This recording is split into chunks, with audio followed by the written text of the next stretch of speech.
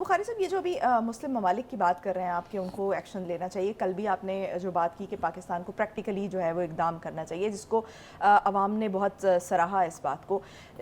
लेकिन अगर हम प्रैक्टिकलिटी की बात करें तो आपके ख़्याल में इस वक्त जो मुस्लिम ममालिक हैं वो कहाँ पर लैग कर रहे हैं और क्या वजह है, क्या बुनियादी वजह है कि जिसकी वजह से उनकी तरफ से उतनी सॉलिड आवाज़ नहीं आ पा रही? मैंने आपको पहले भी एक बार कहा था, मैं अब उसको वजाहत के साथ कहना चाहता हूँ कि चूँकि इन ममालिक में अनपॉपुलर रजीम्स हैं, किसी वोट के ज़रिए नहीं आई हैं, किसी अवाम की ख्वाहिश से नहीं आई हैं, मुसल्लत की गई हैं उनके ऊपर, और अक्सर वो हुकूमतें हैं जिनको अमेरिका की और वेस्ट की हमायत हासिल है। इसलिए उनसे ये तवक्को करना कि वो मुसलमानों के बहने वाले खून पर उनकी अश्कशोई करेंगे या उनकी मदद के लिए पहुँचेंगे, ये बिल्कुल is talking to bring the moon down. उनके शायद बस में ये नहीं है, इसलिए कि वो समझते हैं कि अगर उन्होंने ऐसा कोई कदम उठाया जिससे फ़लस्तीन के अवाम की, हमास की कोई मदद होती होगी, तो उनकी हुकूमतें जो हैं वो रेत की दीवार की तरह गिर जाएंगी। इस ख़तरे के पेश नज़र वो आवाज़ उठाने के लिए तो आपने मजबूरी बता दी ना कि अनपॉपुलर रजीम्स हैं। पाकिस्तान की क्या वही वो आपने एक और दुखती रग मेरी छेड़ दी है। लिहाजा हम इसको देखते हैं कॉन्टेक्स्ट में। बानी पाकिस्तान ने इसराइल को यूरोप का नाजायज़ बच्चा करार देते हुए 2 रियासती हल को मुस्तरद कर दिया था। बानी के इस स्टांस के बाद मैं समझता हूं कि 2 रियासती हल की बात करने वाला पाकिस्तान दुश्मन है, कायदे आज़म का दुश्मन है, उसकी सोच का दुश्मन है। ये मैं बहुत जुर्रत के साथ और बहुत मजबूरी की हालत में इसलिए कह रहा हूं कि ये बात तो हमारे हुक्मरानों को खुद से समझ आनी चाहिए कि इसराइल का वजूद जो है वो नाकाबिले बर्दाश्त है। बुखारी साहब, बड़ी अच्छी बात जो कायदे आज़म ने उस वक्त एक स्टैंड लिया और उस वक्त जो है वो एक, आप मेरा इशारा समझ गई मैंने किसकी तरफ कहा है? मुझे समझ हमारे जो इंटरिम प्राइम मिनिस्टर साहब हैं वो 2 रियासती हल की बात करते हैं। उनको सोचना चाहिए बोलने से पहले, उनको गौर करना चाहिए कि लेगेसी क्या है, इसराइल कर क्या रहा है और हम कहाँ करेंगे। बुखारी साहब, मैं उसी तरफ बढ़ रही थी कि जो कायदे आज़म का स्टैंड उस वक्त बड़ा क्लियर था, लेकिन उसके बाद हमने देखा कि उसके बाद भी 2 जंगें लड़ी गई ये फ़लस्तीन वाले इशू पर, और जिसके बाद जो है ये फिर एक दफ़ा बात बड़ी कॉमन हो गई कि 2 रियासती हल इसका एक सोल्यूशन है। और लेकिन उस वक्त भी जो अरब ममालिक हैं इर्द गिर्द के, वो भी इस पर राज़ी नहीं हुए, और जो मुस्लिम ममालिक में एक सेंटिमेंट था वो भी इसके अगेंस्ट था। लेकिन आज तक अगर 2 रियासती हल नहीं है तो फिर हल क्या है? क्योंकि आज तक हम इसका प्रैक्टिकली सोल्यूशन होते हुए नहीं देख रहे। देखिए, पहली बात तो ये है कि जैसा मैंने कहा कि 2 रियासती हल ये कैंप डेविड में होने वाले मुज़ाकरात और उसके बाद की लेगेसी है। ये सोल्यूशन कभी नहीं था। आप किसी को मकान किराए पर देते हैं तो उसको मालिक तो नहीं बनने देंगे ना आप। ये तो यहाँ आए थे रहने के लिए, निकाले गए थे आपको पता है कहाँ से। अब मैं मुंह खोलूँगा तो फिर ये बात और ज़्यादा बढ़ जाएगी। वो इस फितने को अपने अपने ममालिक में नहीं बसने देते, वो पैसे वैसे दे के इनसे जान छुड़ाए रखते हैं, और ये मुसलमानों की जान को आए हुए हैं। तो ये ढिठाई, बेशर्मी जो है अब ख़त्म करने का मेरे ख्याल से वक्त आ गया है।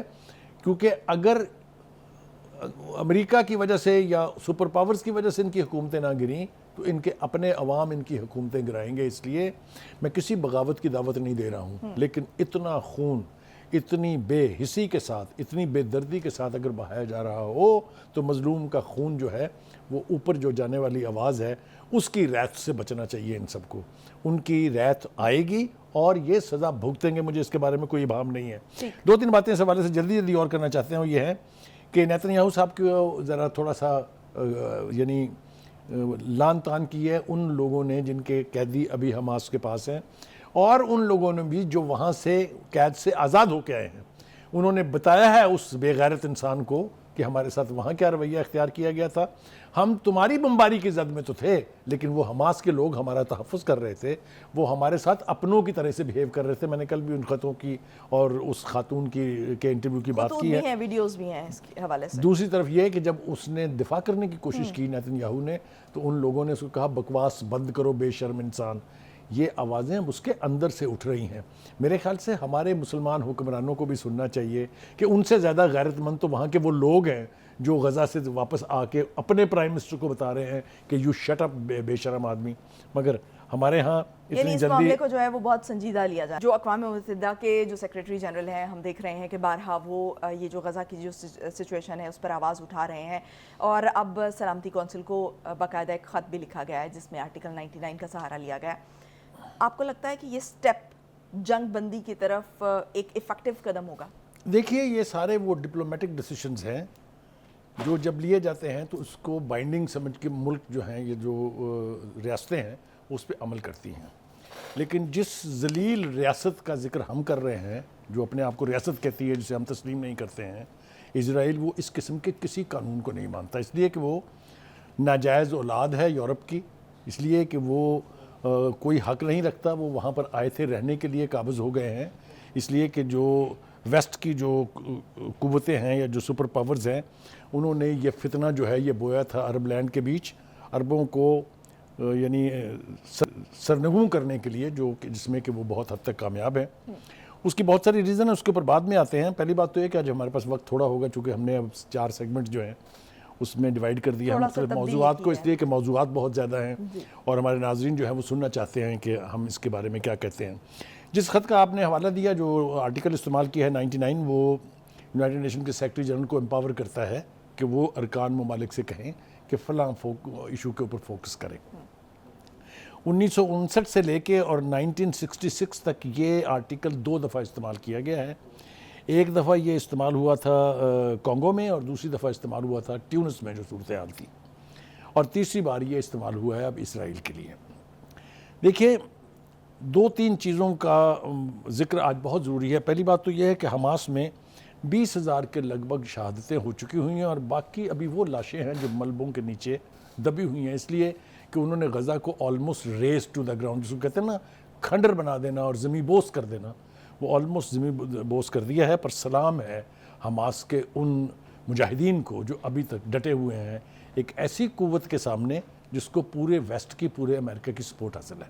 Any way, having said that, جہاں وہ لاشیں اٹھا کے گریہ وزاری کرتے ہوں گے وہاں ساتھ ساتھ وہ مسلم ممالک اور مسلم قوتوں کا، خاص طور سے وہ قوتیں جو اس خطے میں واقع ہیں، ان کا ماتم بھی کرتے ہوں گے کہ یہ اتنی خونریزی دیکھ کر، اتنا قتل و غیرت گری دیکھ کر خاموشی جو ہے یہ مجرمانہ خاموشی ہم کئی بار کہہ چکے ہیں. لیکن میں اب اس بات کو پرزور طریقے سے کہنا چاہتا ہوں اور وارن کرنا چاہتا ہوں خطے کی ان ممالک کو بھی اور مسلم امہ کو ایز اے ہول، کہ اگر آپ کی یہ خاموشی جاری رہی تو آپ میں سے ہر ملک کے حکمران کو اس کی قیمت چکانی پڑے گی. یہ میری بات آپ یاد رکھیے گا، یہ زیادہ دور نہیں ہے. اتنی بے حسی، اتنی لا تعلقی جو ہے، اللہ تعالیٰ اوپر بیٹھا ہوا ہے، وہ یقیناً غزہ کے عوام کے ساتھ جو کچھ ہو رہا ہے دیکھ رہا ہے، اور جو کچھ یہ مسلم مملکتیں اور خاص طور سے وہ وسائل رکھنے والے ملک، وہ اسلامی فوج بنانے والے ملک، وہ OIC کے جھنڈے کے نیچے اپنے آپ کو ایک قوت سمجھنے والے ملک جو ہیں، جس طریقے سے لا تعلقی بے حسی کا شکار ہے، اس کا حساب ان کو دینا پڑے گا. ہیونگ سیڈ دیٹ، یہ ایک قرارداد تیار کر لیے جی عرب امارات نے، اور وہ فالوئنگ دیٹ لیٹر آرٹیکل جو استعمال کیا ہے جنرل اپنے سیکرٹری جنرل انطونیو گوترس نے، اس کی ڈٹائی دیکھیے. وہ جنگ بند کرنے کا کہہ رہا ہے کیونکہ انسانی خون بہہ رہا ہے، اور نیتن یاہو کہتا ہے کہ آپ تو حماس کے حمایتی ہو گئے ہیں. میرا نہیں خیال کہ گوترس کو اس کے اوپر امبیرس ہونا چاہیے یا اس کا برا منانا چاہیے. اس کو بانگے دہل کہنا چاہیے کہ ہاں میں حماس کا حمایتی ہوں، اس لیے کہ آپ جو کچھ وہاں کر رہے ہیں وہ حماس نے کہیں نہیں کیا ہے، وہ آپ کے اسرائیل کے اندر کہیں کچھ نہیں ہوا ہے.